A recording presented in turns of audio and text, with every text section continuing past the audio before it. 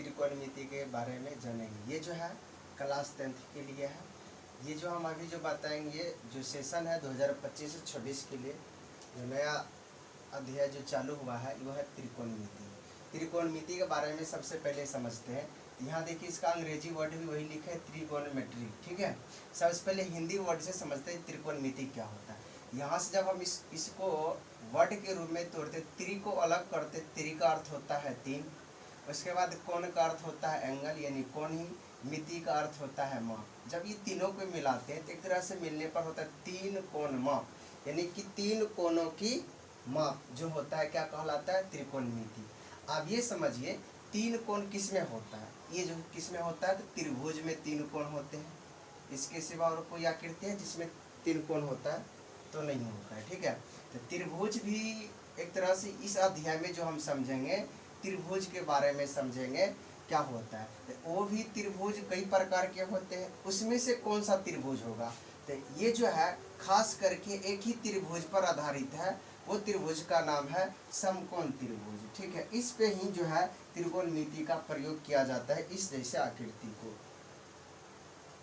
तो समकोण त्रिभुज के बारे में जो है अध्ययन जो है त्रिकोणमिति में होगा। तो तीन कोणों की माप, त्रिकोणमिति का अर्थ होता है तीन कोणों की माप। अंग्रेजी वर्ड से चलते हैं तो उसमें भी देखिए त्रि मतलब होता है तीन, गोनो, गोनो का अर्थ होता है गणीय, गणीय का मतलब हुआ कोण, ठीक है।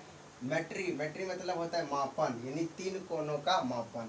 जब इस दोनों को एक साथ ज्वाइंट कर देते हैं, इस वर्ड को एक साथ, त्रिकोण, त्रिकोण का अर्थ ही त्रिभुज होता है, ठीक है।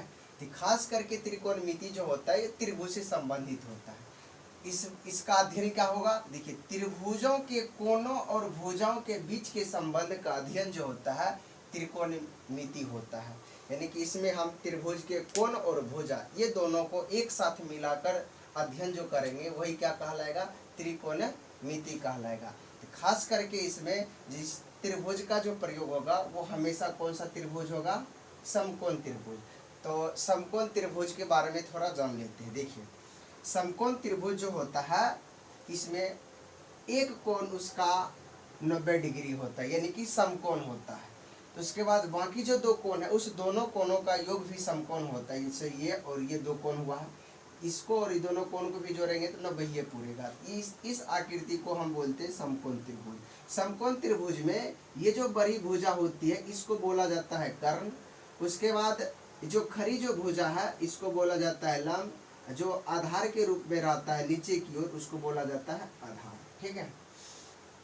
तो इसको डिफिनेशन के लिए हम इस प्रकार परिभाषा दे सकते हैं कि वह भुजा जो कोण के सामने लंबवत होती है, वह भुजा जो कोण के सामने लंबवत होती है। जैसे कि अभी जो इस त्रिभुज में इस कोण से सबका डिफिनेशन देंगे तो कोण के सामने जो लंबवत खड़ी भुजा होती है ना, लंबवत लिखा है, लंबवत मतलब सीधा लंब, तो यानी किस आधार पर इस कोण का सामने वाला ये हुआ तो इसको बोलेंगे लंब। आधार का परिभाषा देंगे तो वह भुजा जो कोण के साथ क्षैतिज रूप में होती है, ये तुम्हारा कोण है, इस कोण के साथ जो क्षैतिज मतलब सुतल जो रहता है जो भुजा उसी को बोला जाता है क्षैतिज, इसको हम क्या बोलते हैं आधार बोलते हैं। उसके बाद है समकोण के सामने की सबसे लंब भुजा, यानी कि कर्ण किसको बोलेंगे, तो जो समकोण इस आकृति में जो समकोण त्रिभुज बनेगा, जहाँ कोण बनेगा समकोण, उसके जस्ट सामने जो भुजा रहेगा उसको क्या बोलेंगे कर्ण बोलेंगे। इस आधार पर हम जो है त्रिभुज को भुजा को हम डिफिनेशन दे सकते हैं। तो लंब का अंग्रेजी होता है परपेंडिकुलर, इसका संकेत में हम पी लेते हैं। आधार का अंग्रेजी होता है बेस, इसको संकेत में हम बी लेते हैं। और कर्ण जो है हाइपोटेनस है जिसका संकेत होता है एच, इस रूप में हम लेते हैं, ठीक है।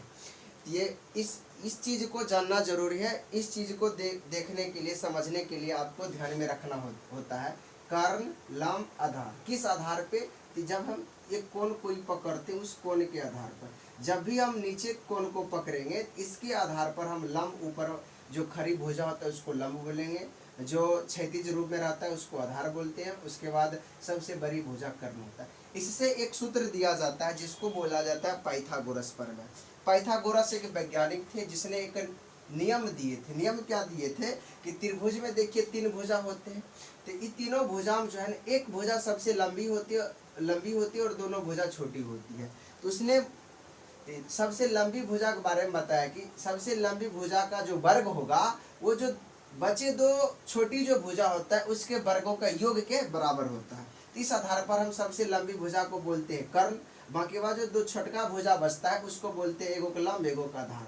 तो इससे सूत्र बनता है कि कर्ण का स्क्वायर बराबर लंब का स्क्वायर प्लस आधार का स्क्वायर। ये जो है पाइथागोरस प्रमेय है, ये आप 8वां में पढ़े होंगे और 9th में भी पढ़े होंगे, ठीक है। और यहाँ भी इसको ध्यान में रखना है, क्या कि त्रिभुज जो है कोण और माप यानी कि कोण और भुजा से संबंधित होगा।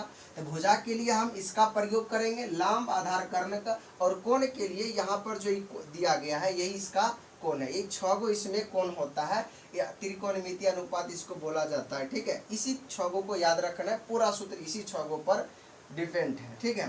तो सबसे पहले हम हिंदी वाला थोड़ा समझ लेते हैं। ये तो हमेशा याद रखना ही पड़ेगा, कर्ण का स्क्वायर बराबर लंब का स्क्वायर प्लस आधार का स्क्वायर। कहने का अर्थ हुआ सबसे बड़ी भुजा का वर्ग, सबसे बड़ी भुजा को इस जगह हम बोले अभी कर्ण, इसको बोला जाएगा कर्ण बराबर लंब का स्क्वायर प्लस आधार का स्क्वायर, मतलब दोनों छोटी भुजा के वर्गों का योग। इस स्क्वायर का मतलब क्या होता है वर्ग, यहाँ प्लस है फिर ये वर्ग।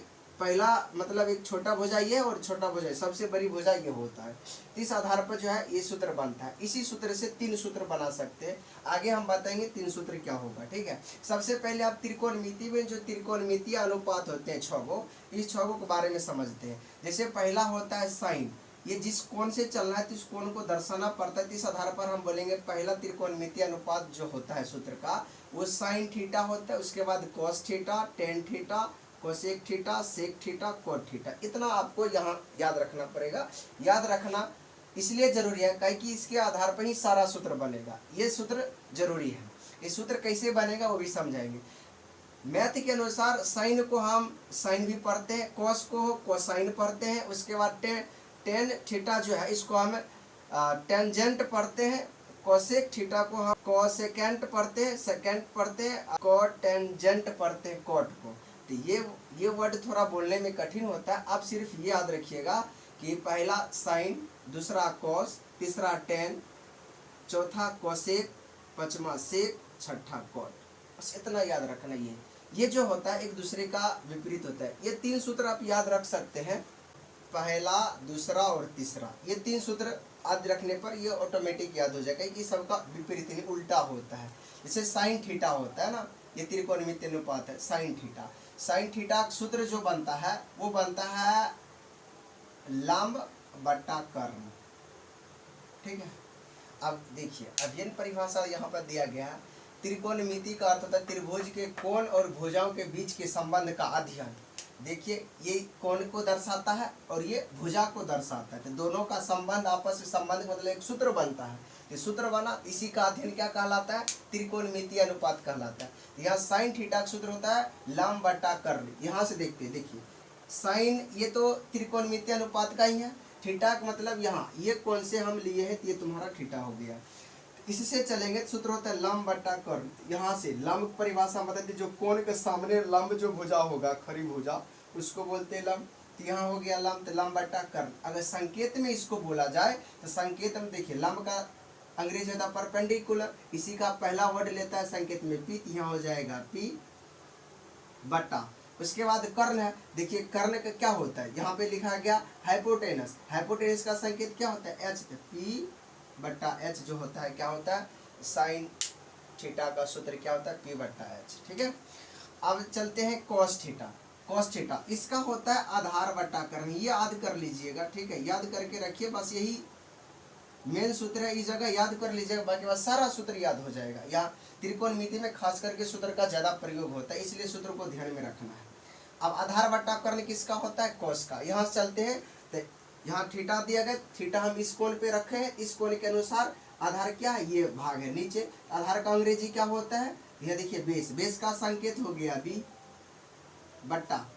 उसके बाद है कर्ण, कर्ण का भी जस्ट होता है हाइपोटेनस, हाइपोटेनस का संकेत एच, यहाँ दे देंगे एच, बी बट्टा एच जो है इसका कॉस का हो जाता है, ठीक है। अब टेन का सूत्र होता है लंब बट्टा आधार। बस ये 3 सूत्र याद रखिए, 3 को ऑटोमेटिक याद हो जाएगा। कैसे याद होगा वो अभी हम समझाते हैं। सबसे पहले इसका संकेत में देखते हैं लंब के देखिए यहाँ पर परपेंडिकुलर P बटा और उसके बाद आधार है, आधार का अभी जस्ट बताए बेस बी। इतना याद हो गया। बस ये 3 सूत्र याद कीजिए, ये 3 ऑटोमेटिक याद हो जाएगा। बस एक तरीका ध्यान में, क्या तरीका ध्यान में रखना है कि साइन का उल्टा याद रखना है कोसेक, साइन का उल्टा कोसेक। ये साइन है, साइन का ये हो जाएगा कोसेक। देखिए साइन का उल्टा, उल्टा का मतलब उलटना है, ठीक है। तो क्या होता है कोसेक, सूत्र भी क्या होगा उलट जाएगा। जैसे साइन का सूत्र ये होता है और साइन का उल्टा होता है कोसेक, इसको भी उल्टा देते हैं तो कर्ण ऊपर चला जाएगा, उसके बाद लंब नीचे आ जाएगा। वो तो गया, इसका सूत्र हो गया क्या H/P, इसको भी उलट देते हैं। उसके बाद आता है सेक। सेक जो होता है ना कॉस का होता है सेक, ठीक है उल्टा। तो कॉस का सूत्र अभी जस्ट यहाँ पे है आधार बट्टा कर्ण, इसको उल्टा सूत्र है। विपरीत वाला तो इसको उल्टा देते हैं तो कर्ण ऊपर चला जाएगा, उल्टाएंगे। जिसे आधार बट्टा कर्ण है उसको उल्टा देते हैं, कर्ण ऊपर आधार नीचे। ये हो गया कर्ण बट्टा आधार इसका सूत्र। तो इसका संकेत में भी उसको उलट देते हैं, H ऊपर चला जाएगा और B क्या होगा नीचे आ जाएगा। ये हो गया। अब इसका होता है कॉट, टेन का उल्टा कॉट, टेन का उल्टा कॉट। टेन का सूत्र ये है, इसका उल्टा कॉट, तो सूत्रों को उल्टा दो, इसका सूत्र बन जाएगा आधार बट्टा लंब। इसको संकेत में लिखा जाए तो आधार का बेस B, लंब का परपेंडिकुलर यानी P। ये जो है ये सूत्र है। आपको बस ये 3 सूत्र याद रखना है, 3 सूत्र ऑटोमेटिक याद हो जाएगा। बस शर्त इतना ध्यान में रखना है कि ये जो है इसका उल्टा ये होता है, इसका उल्टा ये होता है, इसका उल्टा यानी विपरीत। विपरीत मतलब उल्टा, इसको उलट तो सूत्र भी उलट। जब इसका उल्टा ये होता है तो उसका सूत्र भी उलट देंगे तो इसका सूत्र वो भी बन जाएगा, इसलिए यहाँ पर उलट दिया जाता है। तो इस आधार पर ये 3 सूत्र को आपको ध्यान रखना है। पर हम इसका प्रयोग बताएंगे कि कहाँ कहाँ प्रयोग होगा, इस सूत्र का प्रयोग कब करना है अब कब नहीं करना है। थोड़ा बात इसमें यहाँ ध्यान देना है कि त्रिकोणमिति का जो है खोज किसने किया था। तो इसमें बहुत सारे वैज्ञानिक आता है, लेकिन मुख्य रूप से कहा जाए तो ये आर्यभट्ट जो होता है इसका मुख्य माना जाता है त्रिकोणमिति का, ठीक है। उसके बाद पाइथागोरस प्रमेय किसने दिया था, तो पाइथागोरस नाम का एक वैज्ञानिक था पाइथागोरस, उसने ही इसका प्रयोग करता था। इसका सूत्र क्या होता है देखिए, अभी हम बताए थे कि इसका 3 सूत्र होगा। 3 सूत्र किस तरह हम लिख सकते हैं उसके लिए आप यहाँ पर प्रयोग देखते हैं। तो सबसे पहले देखिए कर्ण, डायरेक्ट हमको कर्ण यानी कि ये भुजा निकालना। अभी यहाँ सूत्र है कर्ण का स्क्वायर यानी भुजा का स्क्वायर, लेकिन हमको सिर्फ ये भुजा की लंबाई बताना है तो कुछ नहीं करना, यही सूत्र का इसी का प्रयोग होगा। बस स्क्वायर बशर्ते इधर को भेज देंगे। जब भी स्क्वायर यहाँ से बराबर का दाहिना साइड जाएगा, चाहे दाहिना साइड से बायां साइड आता है तो स्क्वायर जो है वर्गमूल में बदल जाता है। तो इसका वर्गमूल का संकेत ये होता है, यहाँ दे देंगे। बाकी बाद जो सूत्र है वो सूत्र यहाँ पर लिख देंगे, लंब का स्क्वायर प्लस आधार का स्क्वायर, ये होता है। अगर हमको आधार निकालना है, देखिए आधार स्क्वायर का सूत्र होता है, आधार स्क्वायर का सूत्र कर्ण का स्क्वायर माइनस लंब का स्क्वायर, ये सूत्र होता है आधार स्क्वायर का, ठीक है। लेकिन हमको आधार निकालना है, स्क्वायर नहीं, स्क्वायर को हटा देना है, सिर्फ आधार। क्योंकि भुजा जो है स्क्वायर में नहीं होगा, हमको लंबाई बताना है तो सिर्फ भुजा की लंबाई होगा। ये यहाँ भुजा का वर्ग दे दिया है, ये वर्ग का सूत्र है, लेकिन हमको सिर्फ आधार वाला भुजा निकालना है तो इसके लिए इस वर्ग को हटाना पड़ेगा। हटाने के लिए कुछ नहीं करेंगे, इस वर्ग को बराबर को दाहिना साइड भेजेंगे, इधर क्या बन जाएगा वर्गमूल बन जाएगा किसका, जो यहाँ पे सूत्र इसका होता है। सूत्र अभी जस्ट अभी लिखे ऊपर में, कर्ण का स्क्वायर माइनस लंब का स्क्वायर, ये हो जाएगा। अब इसी में अगर लंब निकालना है तो लंबाई यानी इस भुजा की लंबाई बताना है, ये स्क्वायर का सूत्र होता है कर्ण का स्क्वायर माइनस आधार का स्क्वायर, ठीक है। लेकिन हमको तो निकालने के लिए सिर्फ भुजा चाहिए, ये लंब वाला भुजा। इतना भुजा निकालने के लिए हम जो है स्क्वायर को हटाएंगे, स्क्वायर को हटाएंगे तो सीधा बनेगा लंब, ठीक है। लंब के लिए सूत्र बनेगा रूट अंदर, बस यही डाल दीजिए, इधर रूट बनाइए, यही मान रख दीजिए, कर्ण का स्क्वायर माइनस आधार का स्क्वायर, बस ये सूत्र होता है। ये पाइथागोरस के आधार पर ये 3 सूत्र का निर्माण होता है। तो स्क्वायर वाला ध्यान नहीं रखना जरूरी नहीं है, ये सूत्र याद रखिए, बाकी बाद इसको हम इस सूत्र का प्रयोग कर सकते हैं यहाँ से। ये सूत्र खास करके ज़्यादा उपयोग होगा यहाँ से और ये, ठीक है। ये 3 सूत्र और बाकी बाद हिंदी वाला बहुत आसान है, एक बार 2 बार पढ़ लीजिए, समझ में आ जाएगा। वह 3 को याद रखिए, 3 को ऑटोमेटिक याद हो जाएगा। ये 3 को याद करने के लिए साइन थीटा का लंब बटा कर्ल, कॉस थीटा का आधार बटा कर्ल, टेन थीटा का लंब बटा आधार, ये 3 याद हुआ। बस ये इतना याद रखिए, साइन का उल्टा कोसेक होता है, साइन का उल्टा कोसेक, इस सूत्र को भी उल्टा देते हैं तो कर्ण बटा लंब इसका हो जाएगा। कॉस का उल्टा सेक, सूत्र भी उल्टा दीजिए, जैसे इसका सूत्र आधार बटा कर्ल, इसको उल्टाएंगे तो कर्ण बटा आधार, तो कर्ण बटा आधार किसका, सेक का। कॉट, टेन का उल्टा कॉट होता है, इस आधार पर इस सूत्र को भी उल्टा दीजिए, आधार बटा लंब इसका सूत्र हो जाएगा। ये और ये दोनों सूत्र याद रखिए, पहला स्टेप यही दोनों सूत्र का प्रयोग है। इसके बाद हम धीरे धीरे आगे बढ़ेंगे, सूत्र भी आएगा, प्रयोग भी होगा, हर एक चीज़ को बताएंगे। तो एक बार आप लोग यहाँ से देख लीजिए, बाकी बात दोबारा हम फिर इसको एक बार रिपीट कर देते हैं। जैसे त्रिकोणमिति, त्रिकोणमिति का अर्थ होता है तीन कोण की माप। त्रिकोणमिति का अर्थ क्या था, 3 कोण की माप। 3 कोण की माप किस में किया जाएगा, तो त्रिभुज में। तीनों कोणों को मापना क्या कहलाएगा, त्रिकोणमिति। त्रिकोणमिति जो है त्रिभुज से संबंधित है, त्रिभुजों के कोणों और भुजों के बीच का संबंध, आपस में संबंध को जोड़ता है, इसलिए त्रिकोणमिति के अंतर्गत आता है। त्रिकोणमिति जो है खास करके एक ही त्रिभुज है जिसका नाम है समकोण त्रिभुज, उस पर आधारित होता है। अदर जो है खास करके इसी में इस समकोण त्रिभुज का आकृति इस टाइप से बनता है, जिसमें एक कोण होता है समकोण। समकोण कहने का अर्थ है एक कोण होता है 90 डिग्री, ठीक है।